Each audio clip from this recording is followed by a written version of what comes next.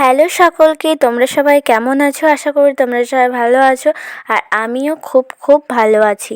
বড়দেরকে আমার প্রণাম আর ছোটদেরকে আমার ভালোবাসা, এই বলেই ব্লগটা স্টার্ট করছি।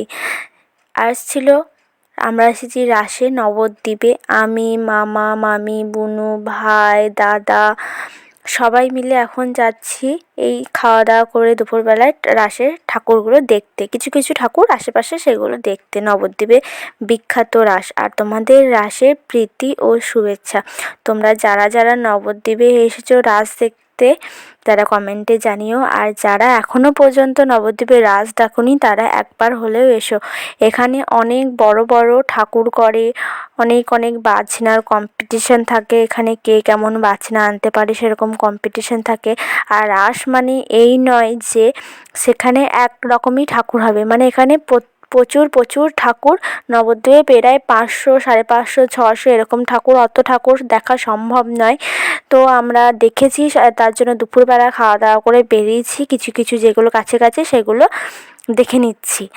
আর এখানে ঠাকুর বলতে রাসের ঠাকুর যেরকম শিব পার্বতী করে, তারপর হচ্ছে দুর্গা, মহিষমর্দিনী, শিব পার্বতী, নারায়ণ, অনেক অনেক অনেক রকমের ঠাকুর করে এখানে। তোমরা না আসলে বুঝতে পারবে না কেমন হয়।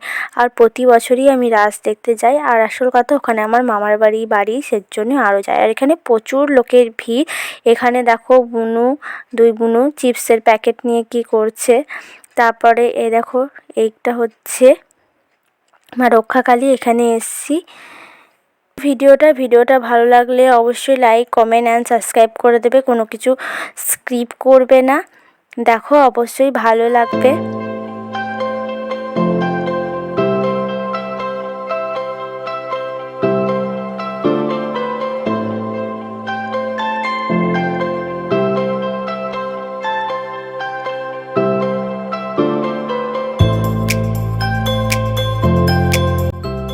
এই দেখো দুই বোনু আমি সবাই মিলে যাচ্ছে। আর এদিকে হচ্ছে দাদা বাড়ি গেছে, কারণ গাড়িতেও তালা দেয়নি, সে লক করেনি, সেটাই করতে গেছে। আর এখানে আমরা একটু দাঁড়িয়েছিলাম। তারপর আস্তে আস্তে সব ঠাকুর কটা দেখছি। আর তোমরা যারা রাসের ঠাকুর দেখোনি তারা আমার ব্লগটা দেখে নাও, তারা এখান থেকে সব ঠাকুর দেখে নিতে পারবে। আর ঠাকুরকে যেটা চাওয়ার সেটা চেয়ে নিও।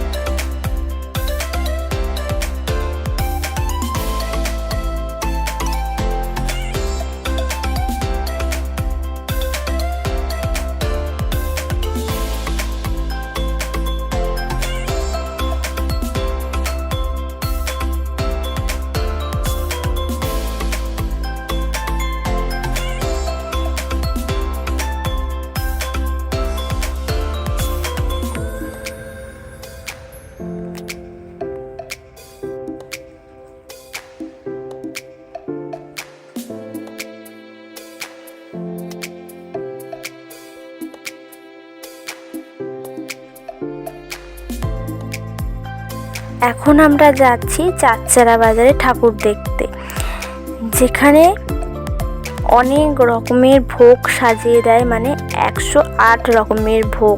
সেটাই এখন আমরা দেখতে যাচ্ছি সবাই মিলে। দুপুরবেলায় পুজো হয়, মানে বিকেল হয়ে যায় পুজো হতে হতে, সেজন্যই যাচ্ছি। আর যে চাঁদচারা বাজার যেতে যেতে যেই ঠাকুর কটা পড়ে সব কটা আস্তে আস্তে দেখতে দেখতে যাচ্ছি।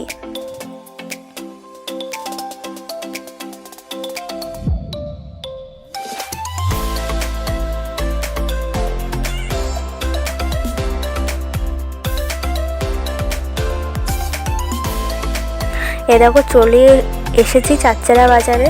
এটা চাঁদচারা বাজার। এখানে ঠাকুর তৈরি হয়, মানে কি ঠাকুর এটা আমার ঠিক নামটা জানি না, ভুলে গেছি।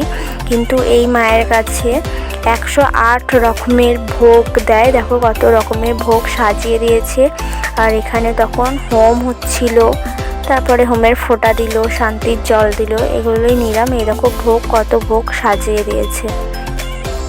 প্রতি বছর আসে এখানটায় প্রণাম করতে। এই টাইমটায় আসলে বেশ দেখা যায়। আর সন্ধ্যাবেলায় ভোগ উঠে যায়। এখনই পুজো হচ্ছে আর কত লোকের ভিড় দেখতে পাচ্ছ।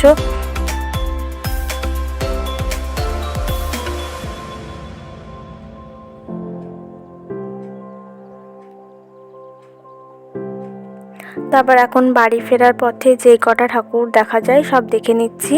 আর এখানে তখন প্রসাদ দিচ্ছিলো, আমরাও একটু প্রসাদ নিয়ে নিয়েছি। আর নবদ্বীপেও বড় শ্যামা, মেজো শ্যামা, সেজো শ্যামা, ছোটো শ্যামা হয়, ওইগুলো এখনও দেখা হয়নি, ওগুলো রাত্রেবেলায় বেরোবো। আর নবদ্বীপের রানীমা জোড়াবাগ গৌরাঙ্গিনী, ওনাকেও রাত্রেবেলায় দেখবো। এই দেখো আমি বুনু, দুই বুনু, ও একটা বাঁশি কিনেছে, এখানে বাজাচ্ছিল।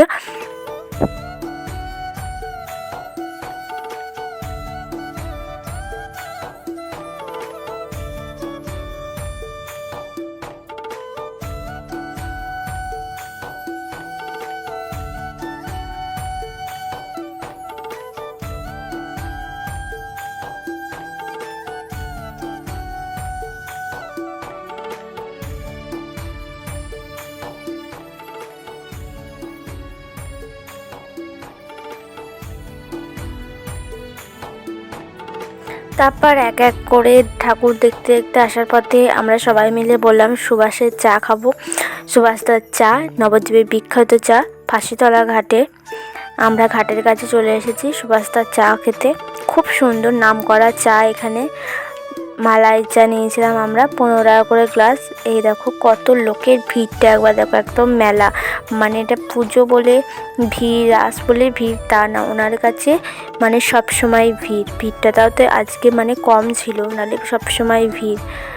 আর তারপর চা খাওয়ার পরে এখন বাড়ি যেতে হবে, মানে দিদার বাড়ি। যে ঠাকুর কটা পড়ছে ওই কটাই একটু দেখতে দেখতে চলে যাচ্ছি। আর রাত্রেবেলায় আবার বেরোবো, মা মাসি সবাই মিলে বেরোবো। আমরা যে কজন আছি সেই কজনে, আবার যারা মানে মা মাসি যারা যায়নি তাদেরকে নিয়ে সবাই মিলে রাত্রেবেলায় আবার ঠাকুর দেখতে বেরোবো। সো তোমাদের ভিডিওটা ভালো লাগলে অবশ্যই লাইক, কমেন্ট অ্যান্ড সাবস্ক্রাইব করে দেবে চ্যানেলটিকে। দেখা হচ্ছে আবার নেক্সট ব্লগে, ততক্ষণ তোমরা অপেক্ষা করো। তো ভালো থেকো, সুস্থ থেকো, সাবধানে থেকো, টাটা।